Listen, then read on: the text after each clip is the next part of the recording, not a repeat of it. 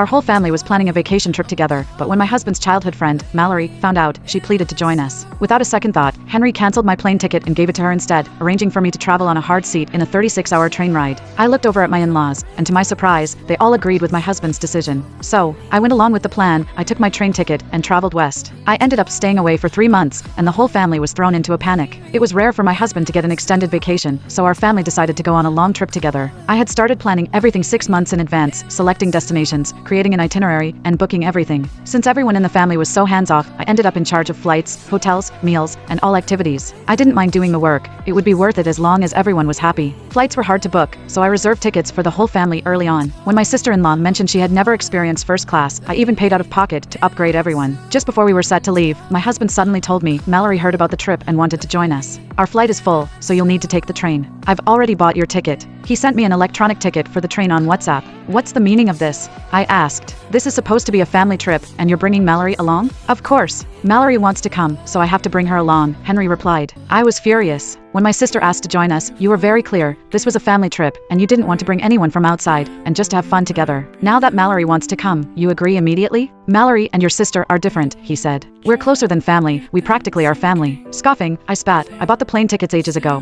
Why do I have to take the train? There were no seats left on the flight, so I had to refund your ticket and get one for Mallory. The only option left for you is the train. Henry shrugged, not caring about my opinion. I looked at the electronic ticket he sent. It was for a 36-hour hard seat. So you bought Mallory a first-class plane ticket while I sit for 36 hours on a train? I asked in disbelief. He smirked. Didn't you say you liked watching the scenery from the train? Here's your chance to see it all. I looked toward my in-laws, and my father-in-law quickly turned his face away. My mother-in-law tried to comfort me. Camille, Mallory, and Henry have been friends since they were little. They have so much to talk about. It only makes sense for them to sit together. Just bear with it for now. We'll meet up once you arrive. My sister-in-law, Nicole, chimed in, Sis, Mallory has a delicate constitution. There's no way she could handle such a long train ride. You're strong and healthy, you can manage. I laughed bitterly. Who is actually part of this family? It's starting to look like Mallory is your real daughter-in-law. Henry scowled. It's just a train ride. It's not a big deal. And Mallory is practically family to us. It's only right that we make sure she's comfortable. Can't you be a bit more gracious and set a good example? Just then, the doorbell rang. My sister-in-law ran to open it. It was Mallory. Mallory, you're here. I've been waiting for you.